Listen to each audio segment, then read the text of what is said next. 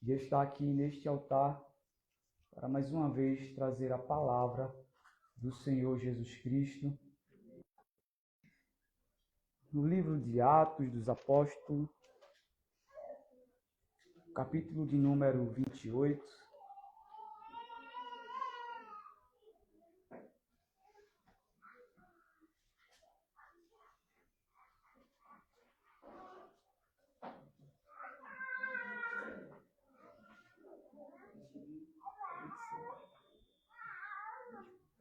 Atos dos Apóstolos, capítulo de número 28.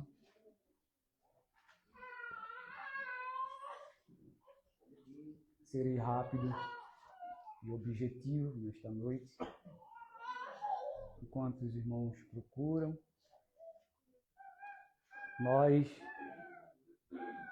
como igreja, ao começar por mim, precisamos estar em oração, irmãos, por esta geração de jovens e adolescentes que tem surgido nos séculos atuais em que vivemos. Nós vemos as redes sociais e nós vemos uma febre que tem se instalado no meio da juventude e dos adolescentes do século em que vivemos. E eu, vendo alguns vídeos, eu vou falar a minha concepção, de que tudo aquilo não é nada normal e não é natural. E muitas das vezes nós olhamos, julgamos e criticamos, mas nós precisamos orar por eles. Eu falo isso por mim mesmo. Algumas semanas atrás, eu vendo alguns vídeos, eu cheguei a julgar, cheguei a criticar. Mas o Senhor me fez lembrar que eu preciso orar por esta geração. Eu preciso estar orando por esta geração. Eu já fui jovem e adolescente também. E talvez o que na minha geração era uma febre, hoje está sendo hoje. E talvez na minha época, para mim, não era loucura. Talvez era normal também. Até eu cheguei a fazer alguma coisa que para mim era normal. E talvez para a geração de hoje, talvez seja normal também. Mas nós não podemos normalizar esses tipos de coisas. Então peço à igreja, ao começar por mim, repito isso, que venhamos estar orando por esta geração, para que o Senhor ele venha estar indo de encontro com a juventude do nosso século. Amém? Atos dos Apóstolos, capítulo número 28, versículo 3 em diante, diz assim: E havendo Paulo ajuntado uma quantidade de graveto, e pondo-os no fogo, uma víbora, fugindo do calor, lhe mordeu a mão. E os bárbaros, vendo-lhe a víbora pendurada na mão, diziam uns aos outros: Certamente este homem é homicida, visto como escapado do mar, a justiça não deixa viver. Mas, sacudido ele a víbora no fogo, não sofreu nenhum mal. E eles esperavam que viesse a inchar ou cair morto de repente, mas tendo esperado já muito, e havendo que nenhum incômodo lhe sobrevinha, mudando de parecer, dizia que era um Deus. Amém? Até aqui, irmãos. Meus queridos irmãos, este texto em que nós lemos, conhecido de todos nós, relata sobre um homem que toda a igreja conhece muito bem. Eu costumo falar que, se você não chegou a ouvir na igreja onde você congrega, aí você já ouviu alguém pregando para você e falando deste homem que teve uma vida completamente transformada pelo poder do Senhor Jesus Cristo. Sabemos que este homem, chamado Paulo, aqui que lemos, antes dele começar essa trajetória, sabemos que ele era um perseguidor do Evangelho. Sabemos que ele era um dos homens que castigava os cristãos, os perseguiam, os maltratavam. E como nós sabemos, ao decorrer da história, que este mesmo homem Deus marcou um encontro com ele. Deus marcou um encontro com aquele homem e que o seu nome era Saulo. E depois que Deus marca um encontro com aquele homem, o nome daquele homem já não se chama mais Saulo, mas se chama Paulo. E aqui eu quero ressaltar para todos nós em dizer que todas as vezes que Deus ele marca um encontro conosco, alguma coisa precisa ser mudada dentro de nós. Todas as vezes que o Senhor ele marcar um encontro com algum de nós, alguma coisa tem que mudar. Alguma coisa precisa sair para que o Espírito de Deus ocupe o espaço. Todas as vezes em que ele marcar um encontro com um de nós, entenda, sempre vai precisar sair alguma coisa para que o Espírito de Deus ele habite dentro de nós. Todas as vezes em que ele marcar um encontro comigo e com você, ele sempre vai precisar retirar alguma coisa que antes, outrora, não fazia bem, para que ele venha fazer algo diferente na nossa vida. E é interessante que mesmo depois de nós convertidos, às vezes o Senhor ele marca encontros com a gente. Encontro esses que muitas das vezes dói bastante. Encontro esses que ainda tem coisas dentro da gente que incomoda o Senhor, que incomoda o Espírito Santo de Deus. Aí é necessário ele marcar encontro com a gente, e todas as vezes em que o Senhor ele marca um encontro com a gente, o encontro de Deus conosco sempre dói, e ele sempre tem que tirar alguma coisa para que a gente esteja firmes e 100% diante da presença dele. Então entenda uma coisa, se algo saiu, se algo precisou ser removido, entenda que é o Espírito Santo de Deus marcando o encontro com você, porque é algo que precisa ser tirado, e quando ele resolve tirar algo de dentro de nós, ou às vezes algo que está perto da gente, que não deixa a gente se conectar com ele precisa tirar de perto. Ele precisa afastar. Às vezes ele dá só um tempo e fala assim, olha, vai se afastar só por um tempo, depois eu coloco perto de novo. Mas tem momento em que o Senhor ele tem que tirar e diz assim, olha, estou tirando e não vai voltar mais, porque eu preciso que você se conecte 100% comigo. Então entenda, se algo saiu, é porque o Senhor precisa 100% da tua atenção. É porque Ele precisa 100% de você. E aqui o Senhor marca um encontro com este homem. E depois que Deus marca um encontro com este homem, a vida deste homem é transformada de uma forma surpreendente. A vida desse homem é transformada de uma maneira em que as pessoas, quando olham para ele, não acreditam na transformação feita na vida deste homem, que outrora chamava-se Saulo, agora chama-se Paulo. E agora este homem começa a pregar o Evangelho de Cristo.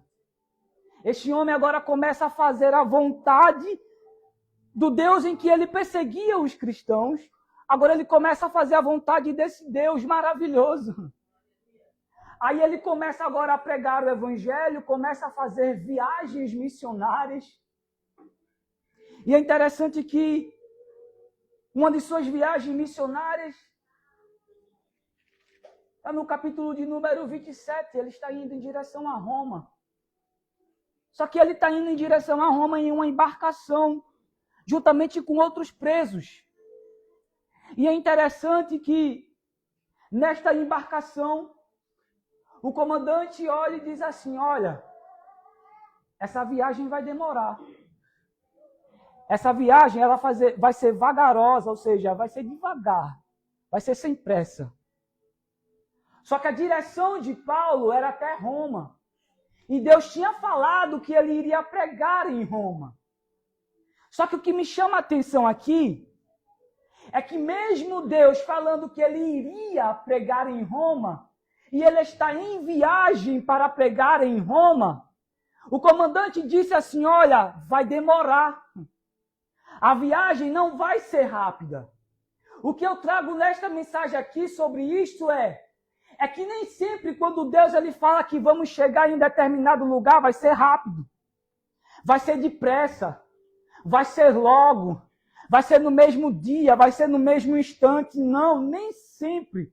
Tem coisas que sim, que Deus vai fazer na pressa, porque Ele conhece a minha e a tua necessidade. Só que tem coisas que Deus sabe que tem sim como esperar. Tem coisas que Deus sabe sim que você consegue esperar mais um pouquinho. É por isso que muitas das vezes a gente se desespera. A gente ouve Deus falar, olha, vai acontecer.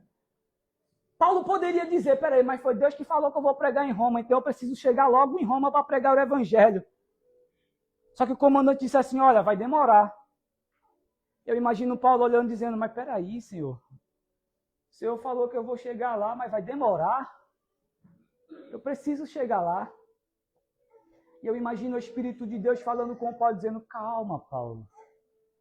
O que eu falei está falado. O tempo é meu, a hora é minha. E o momento certo você vai chegar. Não adianta ser na pressa. Não adianta ser na correria. Não adianta ser na agonia. Não adianta. Porque tudo que é feito na pressa, na agonia, é feito de qualquer jeito, é feito de qualquer maneira. E Deus não gosta de nada feito de qualquer jeito.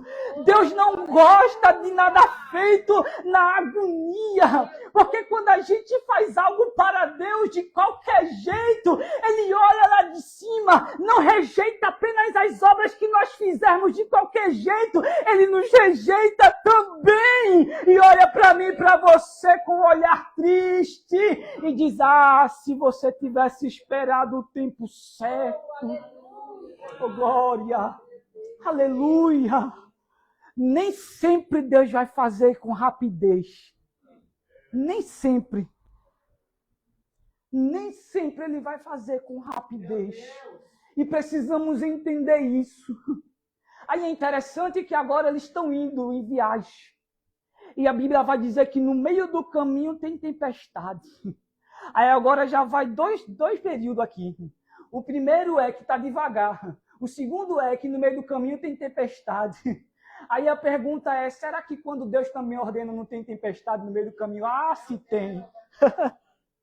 Não é porque Ele disse, meu filho, que você vai chegar lá que não vai ter tempestade, não. Se vai. Se vai ter tempestade no meio do caminho. Vai chegar um momento que a gente vai querer pular do barco. Mas Deus está dizendo assim, não pula, permanece no barco. Eu falei que o destino é Roma. Não adianta sair do barco, não adianta querer saltar agora. Permanece no barco, permanece. A tempestade também é Ele que manda. Oh, glória! Aleluia! Aleluia! Oh, glória! Será que você não entende que em Gênesis quem criou tudo foi Ele? O princípio das coisas foi Ele quem criou. Aí vem a tempestade, o mar agitado, a embarcação começa a balançar de um lado e para o outro. A gente vê o barco começando a se arrebentar. Aí a gente olha e fala, rapaz, nesse barco aqui não dá para ficar, não. Eu vou saltar daqui.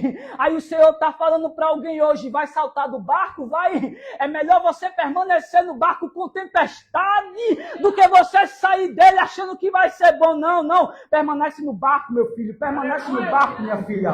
Porque Deus falou, está falado. Permanece no barco. Oh, glória. Aleluia. Não tenta sair do barco, permanece. A tempestade vai chegar para todo mundo. Não é porque a gente está fazendo a obra do Senhor que não vai chegar tempestade para a gente. Vai chegar, meu Deus do céu. Vai chegar, vai chegar. Só que é interessante que quando a tempestade chega, o barco está balançando, mas vem uma voz de calmaria ao nosso ouvido, dizendo para a gente, calma. A hora que ele quiser dizer assim para a tempestade, para, tempestade. Vento, para de soprar, vento. Para. Será que você consegue entender que é ele quem está no controle do barco, da tempestade? Então acalma teu coração, Paulo. Permanece. O destino, você vai chegar, permanece, oh glória. Aleluia. Eles estão indo.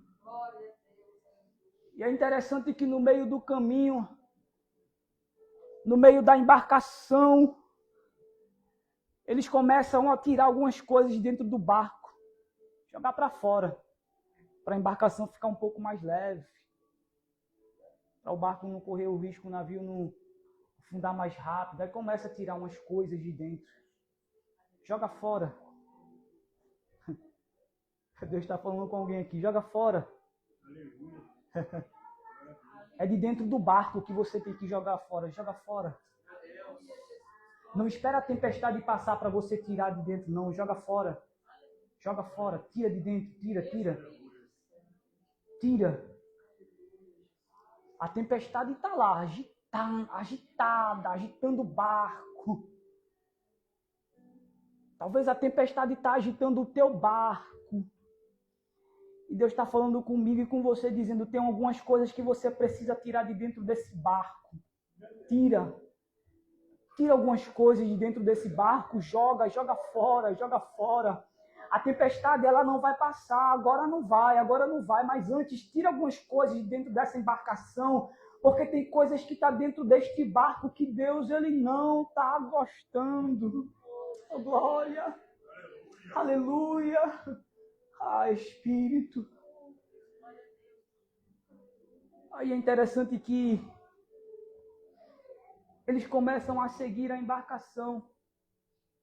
Só que o mais interessante de tudo isso é que antes deles saírem e ir destino, Paulo ele fala com um dos comandantes e diz assim, olha, é melhor a gente não sair, a gente seguir outra rota. E a Bíblia vai nos dizer que ele não dá ouvido a Paulo. Ele ignora o que Paulo fala e acredita no que o comandante do barco fala, porque é mais confiável. Afinal de contas, era ele que estava na direção, no leme do barco. E ele não acredita no que Paulo fala. Paulo disse assim, olha, vai por aqui, não vai por aí não. Aí muitas das vezes a gente não quer ouvir Paulo, né? Né, pastora? A gente não quer ouvir Paulo, porque acha que Paulo fala demais. Acha que os conselhos de Paulo é cafona demais. Acha que Paulo não conhece. Acha que Paulo não entende da embarcação. Acha que Paulo não conhece do mar, da tempestade. Acha que Paulo está falando bobagem. Aí prefere dar ouvido a quem está lá fora. Aí diz assim, quem está falando aqui é melhor, vamos seguir o que o fulano está falando. Aí começa aí. Aí no metade do caminho aí começa a dar errado. Aí no meio do caminho aí começa a lembrar, se a gente tivesse dado ouvido a Paulo. Dá ouvido a Paulo hoje, meu querido. Dá ouvido a Paulo hoje, para que depois você não está passando por uma necessidade, aí você depois vai dizer, tá vendo aí? Se a gente tivesse dado ouvido, seria melhor. Só que é interessante é que na metade do percurso, Paulo olha para um deles e diz assim, se vocês tivessem me escutado lá no início,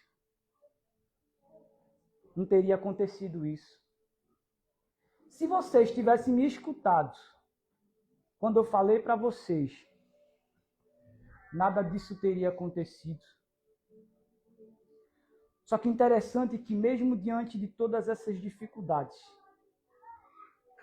Lembrando que a chegada de Paulo até Roma, até o lugar em que Deus permitiu ele estar, não foi uma chegada triunfal. Ele não chegou lá soltando fogos e dando pulo de alegria. A Bíblia vai dizer que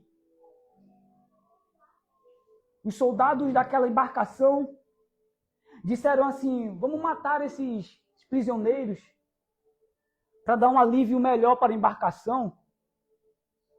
Aí um dos homens olhou e falou para Paulo assim: Paulo, os que sabem nadar, pula primeiro. Os que não sabem, agarrem alguma coisa aí do barco, e algum pedaço de madeira aí segura, e alguma coisa da embarcação segura, mas sai daqui desse barco, sai desta embarcação. E a Bíblia diz que eles pulam. Os que sabiam nadar, pularam. Os que não sabiam, seguraram alguma coisa. Mas eles chegaram numa ilha. E é interessante que nesta ilha, a Bíblia vai nos dizer que eles começam a pegar gravetos para fazer fogueira. E eu gostaria que você entendesse o que é isso. A Bíblia vai dizer que Paulo, ele sai para pegar gravetos. E ele volta com o feixe em seu ombro para jogar no fogo e continuar com a fogueira acesa. Só que a Bíblia também vai dizer que quando ele está com aqueles feixes na mão, uma víbora, ela sai e morde Paulo. A Bíblia vai dizer que uma víbora sai por causa da quintura, morde Paulo. Só que o interessante aqui é que mesmo a víbora mordendo Paulo, a Bíblia vai me contar e contar para você que nada aconteceu com Paulo. Nada aconteceu com Paulo. O que eu quero trazer nesta mensagem de que a víbora mordeu ele é que ele estava parado. Não, ele não estava parado. A Bíblia vai dizer que ele sai para pegar lenha. E é interessante que ele está se movimentando, fazendo a obra, fazendo alguma coisa. Aí deixa eu falar para você, víbora, ela nunca vai morder alguém que está parado sem fazer nada. Ela sempre vai morder alguém que está fazendo alguma coisa. Ela sempre vai morder alguém que está fazendo a obra.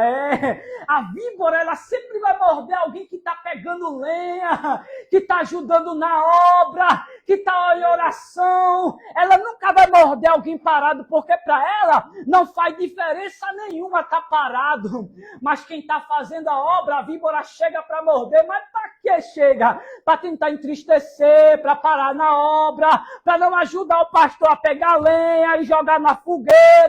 Aí Deus está dizendo nesta noite, tem víbora que está querendo morder você, mas não deixa ela te parar, não deixa ela te entristecer, não deixa ela parar na tua caminhada. Permanece firme em Deus, porque Ele é aquele que tem projeto para a tua vida. Então permanece firme e constante em Deus, oh glória. Aleluia. A víbora, ela nunca vai morder alguém que está parado. Não vai. Não faz diferença. Não faz. Se Paulo tivesse sentado quietinho no lugar dele, você acha que a víbora ia morder ele? Não ia. Mas quando ele começa a se movimentar, ele começa a fazer alguma coisa, ele começa a ajudar, aí aparece víbora para morder. Aí que tipo de víbora é essa? É aquela pessoa que chega para falar alguma coisa para você e vai ajudar, é? E tu vai hoje de novo, é? E tu vai dormir lá, é? Oh, glória! E tu vai ajudar de novo, é? mas vai ter evento de novo lá e tu vai participar ajudando de novo.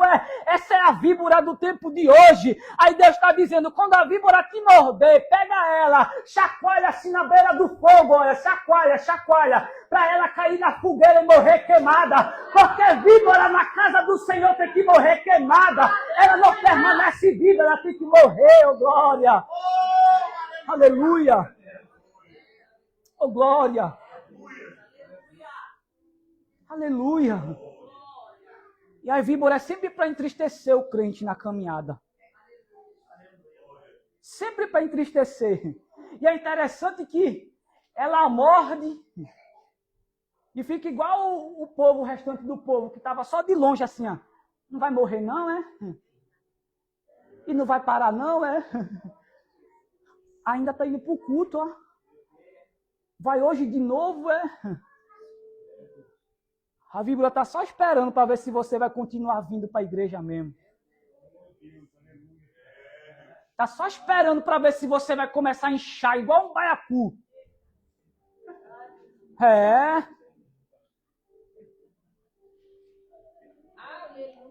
Mas nessa noite a víbora quer se aproximar de você. Você tem que ter autoridade para dizer, está repreendido no nome do Senhor Jesus Cristo.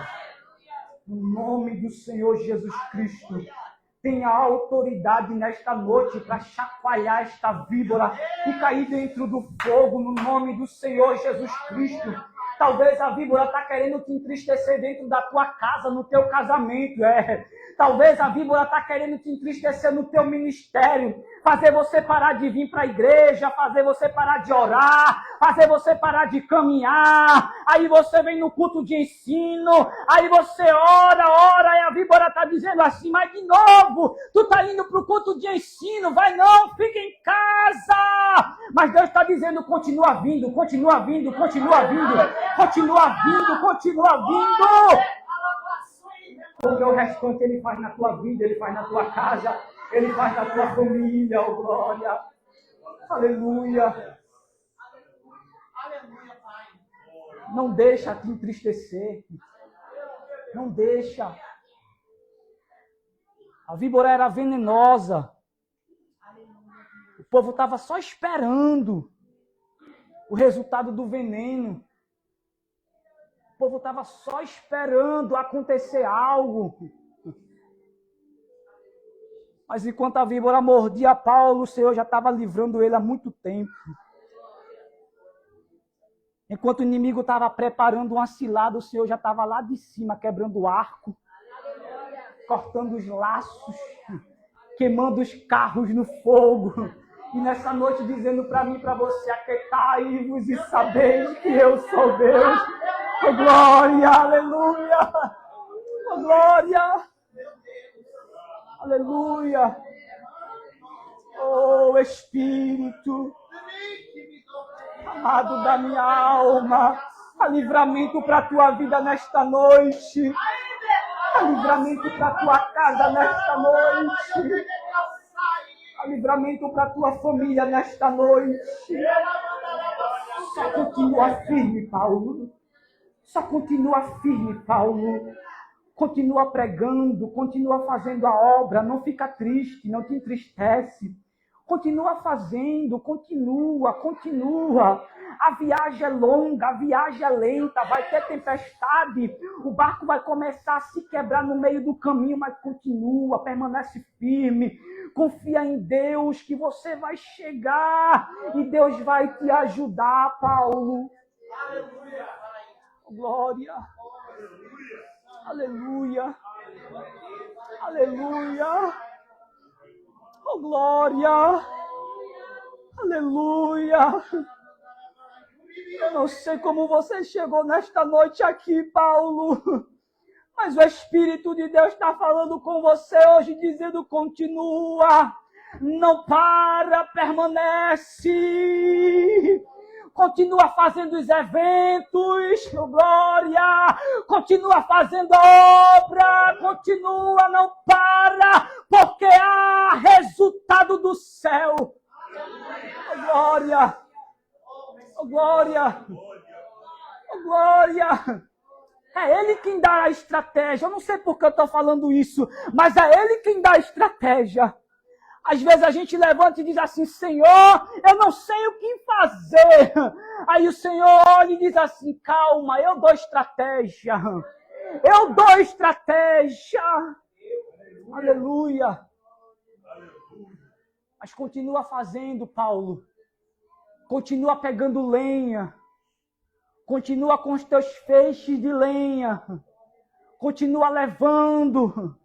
Continua indo em direção para o fogo, para que ele continue aceso, para que não venha se apagar. Porque é o Espírito de Deus quem te dá força, Paulo. É Ele que segura nos teus pés, Paulo, para tu continuar caminhando, Paulo. Apenas não desiste, continua firme em Deus, porque é Ele que te ajuda e te sustenta.